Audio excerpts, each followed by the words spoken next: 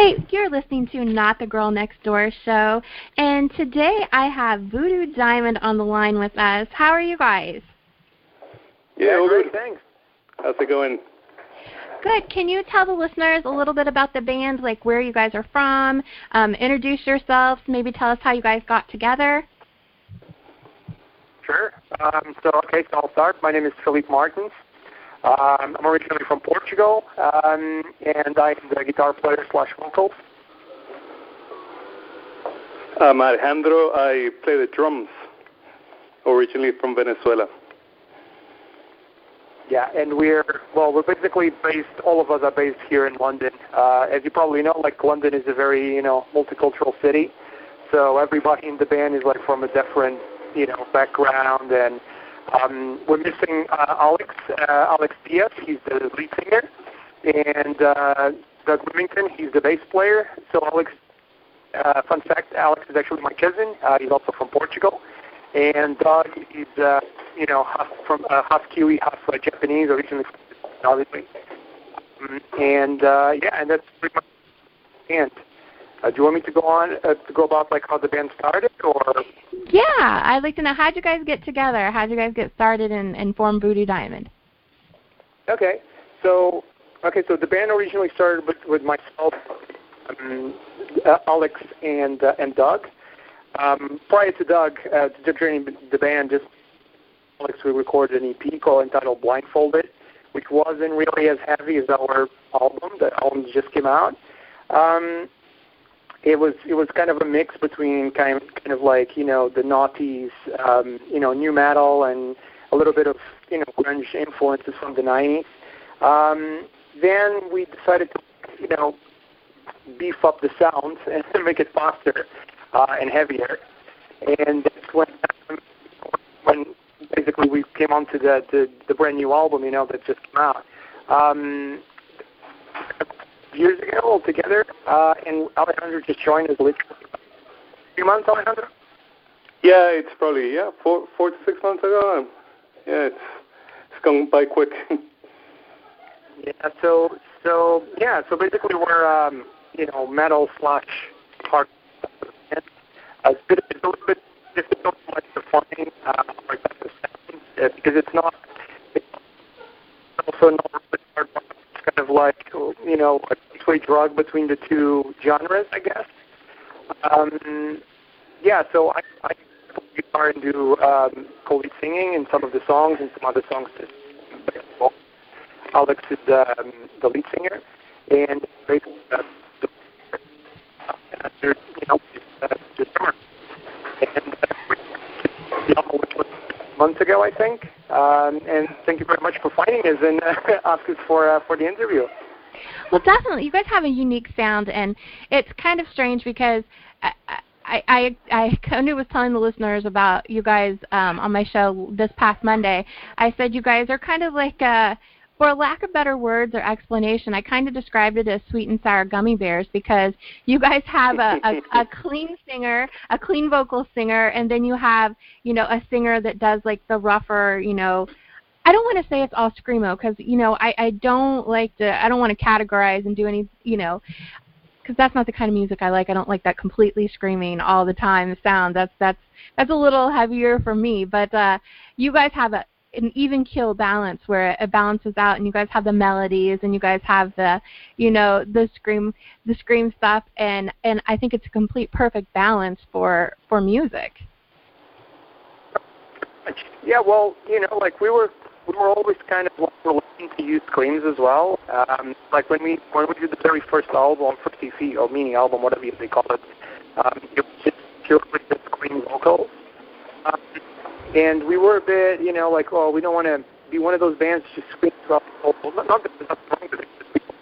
Pitch and Parkway Drive. Yeah. It's kind of like limiting yourself to one color, if you see what I mean, right? Yeah. As in when you have like that kind of like you have that element of screaming and that element of clean singing, you can express more, I think. I think so. Well, you kind of mentioned it, and you'll have to excuse me because I know you're cutting out a little bit on my end. So I hope it goes through like in the recording. But I know you had mentioned some 90s influences and some grunge influences. So who are some of the bands that influenced the band overall? Oh gosh. I mean, it's a very wide spectrum, really. So, I mean, each one of us has their own kind of like preference. I mean, myself, for example, I love like Pantera. I love Pearl Jam. I love Stone Temple Pilots. But then I also like a lot of this new, I mean, not really new, but you know, kind of like this new the metalcore movement that throughout the 2006 and up till I guess 2012, something like that, like Kill Switch and Parkway Drive and As I Lay Dying, all that kind of band. What about you, Alejandro? I don't know for you. Well, you know what? Like from very early on, I think the first metal band I heard was Metallica. Mm-hmm. That probably got me started. And yeah, initially, you know, hearing I think Reload was the first one I listened to. That made me want to play drums. So from then on, I guess it got a bit heavier and then a bit softer and then a bit heavier again. Specifically in the 90s, I would say probably Slipknot. I absolutely love Slipknot. That was a bit life-changing for me. Yeah. And, you know, bands that are not that heavy, maybe Rammstein. I love Rammstein, love Nine Inch Nails, probably the best live shows that are out there. But my top favorite band would definitely be Deftones. Absolutely love them. Now, when you guys go... You guys are from Iowa as well, right? Hmm? I was just saying, your radio is from Iowa, right? I'm sorry? Yeah, are you based in Iowa? Actually, we on Rock Ridge Radio we have DJs all over the world. So okay. I'm in Illinois, but we have people all over. I mean, we have a lot of people in the United States. We have people, and we just got a new DJ in Mexico. We have the Rock Lobster Show. They actually are based in the UK, and so we have people everywhere. We have Driver. He's in China. So we have people all over the world. Okay. So yeah. Worldwide, Amazing. definitely. Yeah, just ask because same here. Slipknot for me is you know, Iowa. I know that they're from Iowa. Yeah. Yeah. Yeah, I have to say they're definitely, like you guys said, is an amazing live show, and there's and I've seen Nine Inch Nails too live. It was many years ago. It was back when they were touring with the Jim Rose sideshow back in that was probably late 90s when I saw them. I'd love to see them again, but yeah, they're amazing. Have you ever been to a show here in London? No, I have never been out of the United States, so no. Oh, so there you go. You got to come here and see Voodoo Diamond then one day. Well, and that was actually going to be one of my questions. Do you guys have any plans, or have you guys ever did any tours over the United States?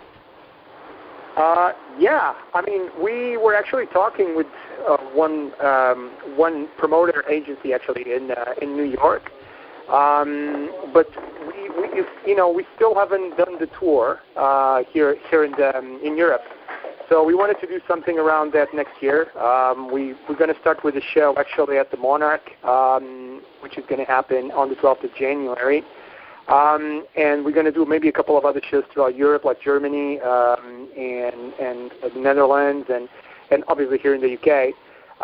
But we've been looking into how we can actually, because we've never toured in the U.S., and I know that for Alejandro at least is like one of his biggest dreams, and same for here. Absolutely. Same for me, you know. So we definitely we would love to go, Iowa, New York, definitely Los Angeles, maybe down south like Texas, Arizona. I mean, we would love to go to those places, but it's just a matter of logistics, I guess. Well, definitely. Well, yes, and that too. How is the, let's say, music scene where you are? When there is rock shows in the United States, depending on where you are, I've explained this, there's like pockets of places around the United States where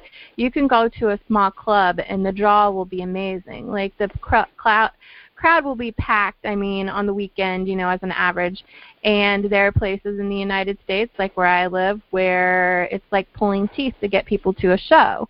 So how is it, you know, where you guys are, when there's a rock show locally, does it bring a big draw of people? I'd say it's pretty tricky, you know.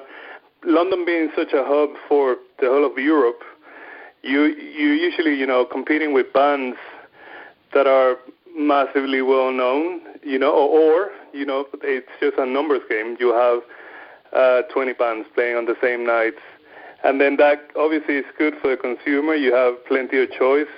You can choose what bands to see, what venue to go to. There are like tons of venues, not as many as before, but still plenty. So drawing a crowd could be a bit tricky, but you know, we do our best. I think that the followers are growing a bit, right? So yeah, little by little, I guess. Yeah, so you I think rock. I mean, it's definitely easier. I think if it's along Germany really? Or Netherlands, it's a little bit more similar to the U.S. I think, but London, it's tough. It's not. If you know the real core fans, they will follow. You know, they'll come whatever. But to fill up a venue, you have to promote at least, you know, a good 2-3 months before the show. Mm. And how does that work as far as promotions for you guys? Because, you know, here, of course, everybody does Facebook promotions. They're huge on social media. We have bands that, you know, go out to shows locally and they'll hand out flyers. They'll post their posters locally. Do you guys use social media to promote? Is that a big thing that you guys use? Absolutely. Oh yeah, absolutely. If anyone is listening, you know, Instagram Voodoo Diamond, Facebook VoodooDiamondBand.com. We use it massively. We share a lot of stuff, and we not just stuff around the shows, but you know, we play like as well. Like we do live. We record, you know, and you know, riffs and our favorite parts of songs. And actually, Alejandro now just did a drum playthrough of one of his favorite parts of you know, from the record. But we definitely use it as well to promote, and I think this gig actually that we're going to be doing in January here in the UK, that is, it's being advertised everywhere really, from Facebook to bands in town to Instagram to even through Spotify it's been advertised, so that's pretty cool. Oh yeah, that's right. Mm. And that'll be the first show that you guys play together, right? Yep. In January? Yeah. First one. That's pretty exciting. Yeah, it should be pretty fun. Yeah. Yeah. Now, what can fans expect, like, when they come out to your show? Like, what can they expect from Voodoo Diamond? I think it's like heavy tunes, you know, fast and hard. Yeah. No, a lot of energy on stage as well. You know, a lot of good riffs. Hopefully, you know, good drumming. Definitely good singer. Alex is just like mind-blowing live. Perfect translation, you know, from album to a live setting. So I think they can definitely expect, you know, a very faithful representation of what we recorded, which, you know, I think is something to be proud of. And, yeah, lots of energy. I'm glad you brought that up.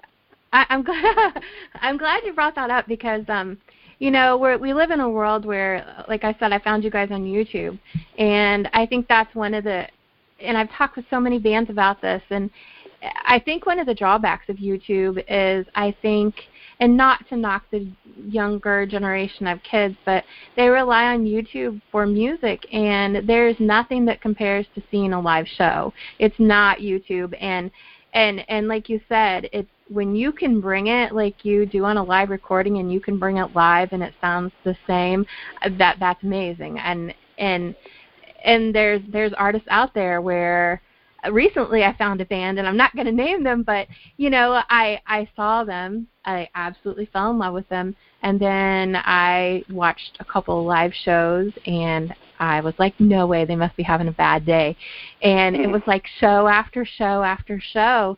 Their translation live did not reflect how they sounded in the studio. And obviously you want to, get the best and sound the best in the studio, but I probably watched 10 or 15 videos of this band because I was like, no, maybe it was a bad recording, maybe it was a bad YouTube video, but no, they never pulled it off, and it was kind of disheartening to see them because I thought they had a really great sound. But yeah, I agree. But there's nothing like going to see a live show. There's so much energy, and there's just so much camaraderie between the band and the fans, and there's so much going on. So, I do this little cheesy thing on my show where, I say spread the love for music, go see a live show, because I think that's so important. I don't think the draw to shows anywhere in the world, and I've talked to, bands from all over the world, is what it used to be, 15, 20 years ago when I first started going to shows. It was a different world then, and people would come out, and even the small shows would be packed. So it's just important, I try to get that movement and that revival of live shows and live music for bands again.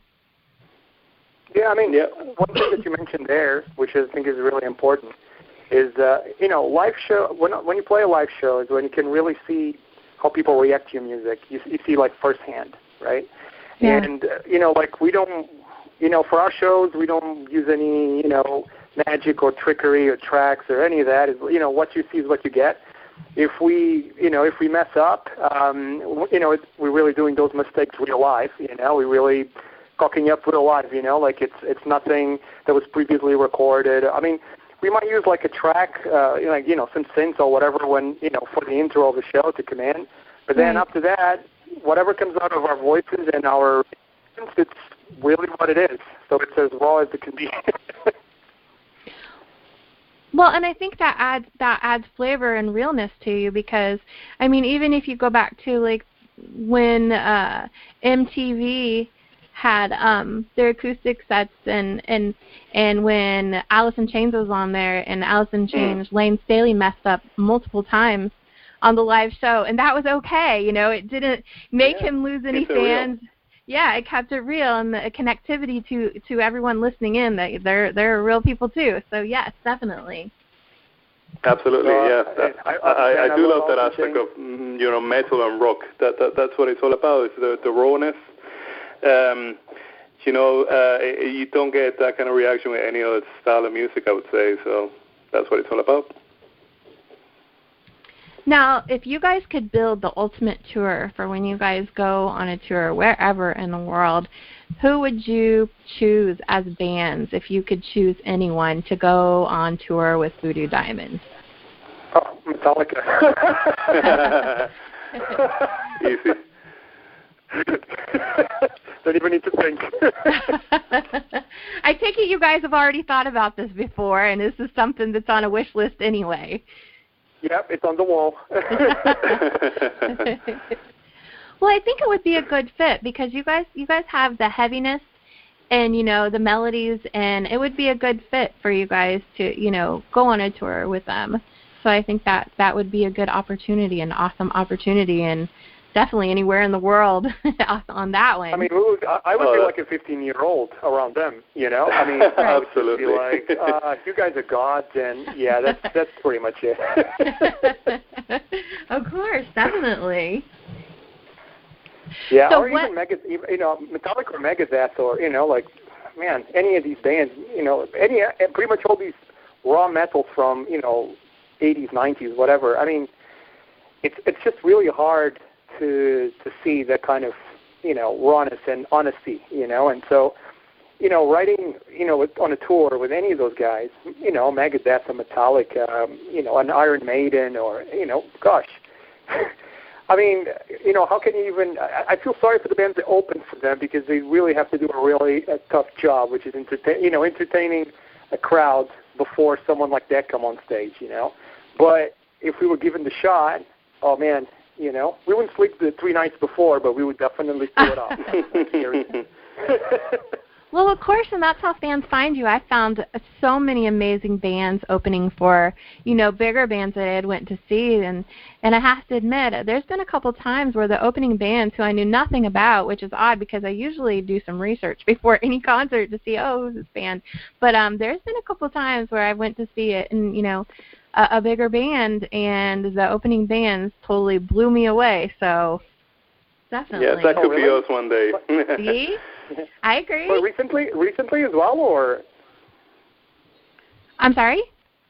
I was asking, like, recently as well, or has that happened, like, recently? You went to, like, a show, like, say, for a headliner, and then you got, like, a, you know, an opening band, and you got totally, like, oh, because it just happened to me not that long ago. I went to see Tremonti, and there was this other band called Fallen Stake that opened for them, and I was like, well, I'm definitely going to go home and check these guys out. That was the last one, at least for me.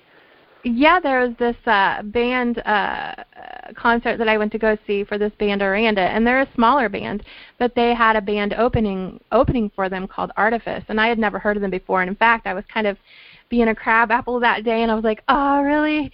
I have to wait more? You know, they weren't even announced on the ticket, you know. So, you know, and then they came out, and it wasn't even 5 minutes, and I was like, holy crap, these guys rock. And, you know, I've been a fan ever since then. I mean, it was just their energy and, like, everything about them. It was just amazing. I was blown away, absolutely blown away. So. Wow.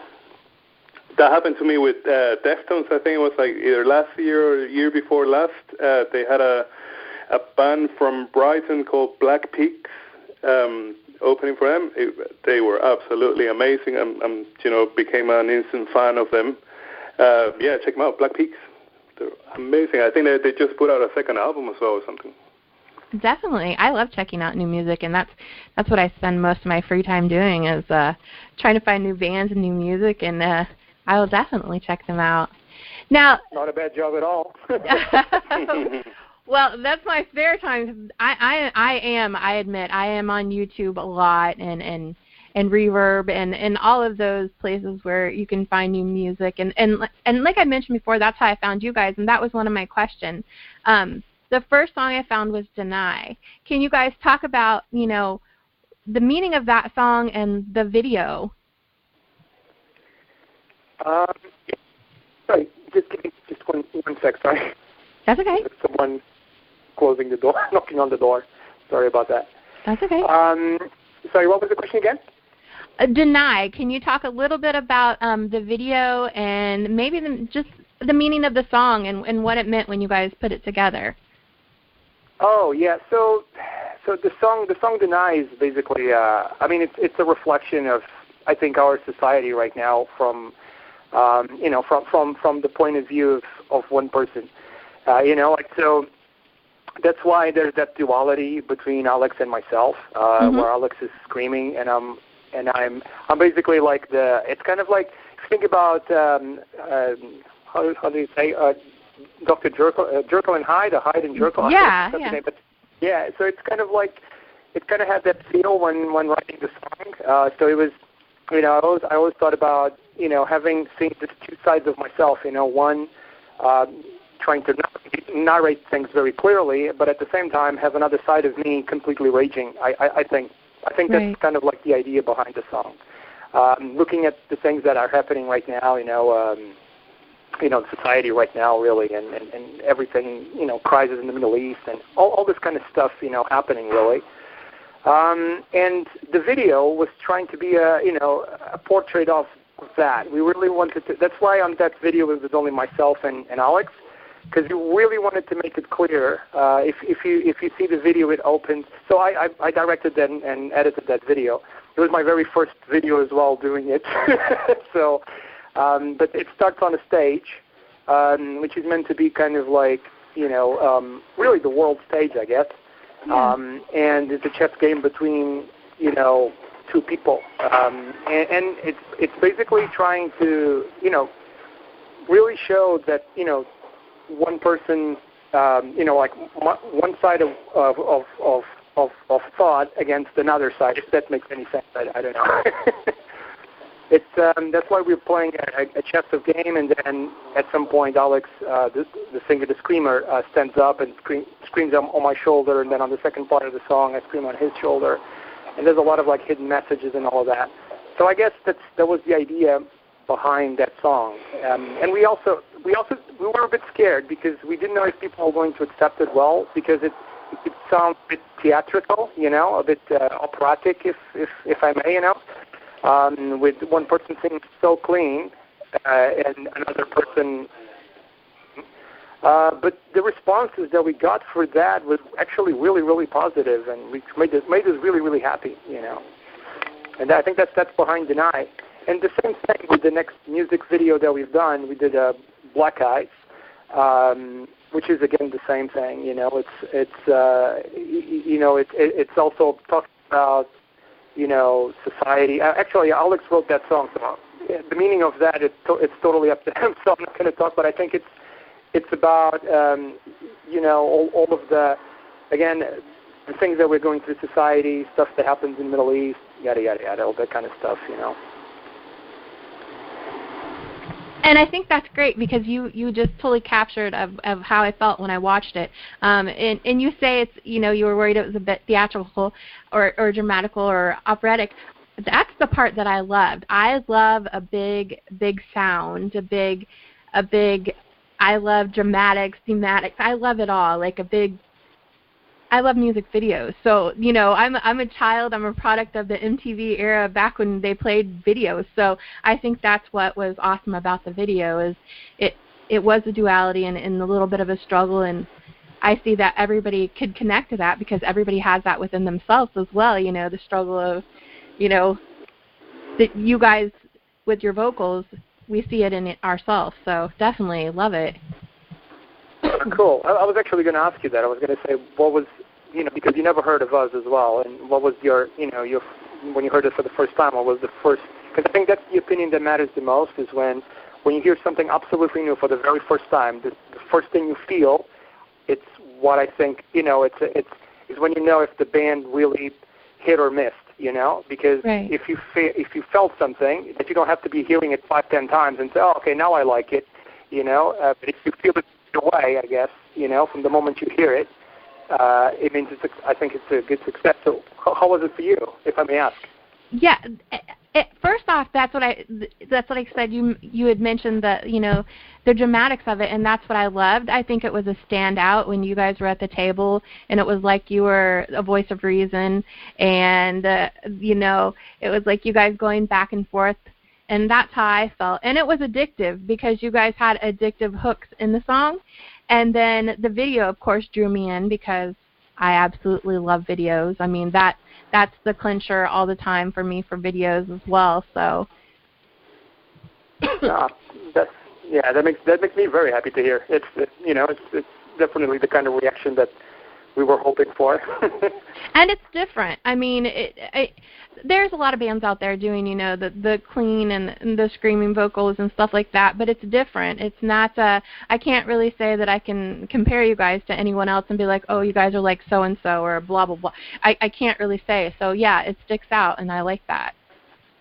And it's really difficult, because whenever people ask us, so what's Voodoo Diamond? We can never say, oh, okay, we're a metal band, or we're a hardcore band, or we're metalcore, or we're post-hardcore, or whatever. It's always so difficult because the songs vary completely. It can go from a very mellow 90s song to like screaming rage, Well, definitely, and I think the melodies, that's especially where I hear the 90s, and that's the kind of music that I grew up with and that I gravitate towards as well, like especially the grunge era things as well. So that drew me in. Nice, yeah. Same for me, I would say. Yep, it's the hooks mixed with the the aggression and the heaviness of it, but still done in an accessible way. So yeah, it's a good mix. So what are your plans for the rest of 2018? Are you guys recording any music? You mentioned something about, are you doing another music video? What does Voodoo Diamond have planned for the rest of 2018? Yeah, we do have another video coming up pretty soon. I literally have all the footage laid down there. It just takes a heck of a lot of time to edit, finding the time to edit it. But we're hoping to release it more towards the end of the year to kind of like catapult as well, like the sequence of shows that we're planning to do. We're not recording any music this year because we literally just launched the album, and it took quite a while. I feel like all of us were the girl next door. We are the guys next door. You know, like we all have normal lives. Right. You know, like I work in an office. Alejandro is a tattoo artist. Everybody has like day jobs, so to say. So Definitely. it's a matter of like we always need to find the time to be able to go on tour all together that suits everybody. So we managed to respond to do the proper tour next year from 2019, and this year we definitely take on and definitely another video coming out. I got the footage here in front of me on my desktop.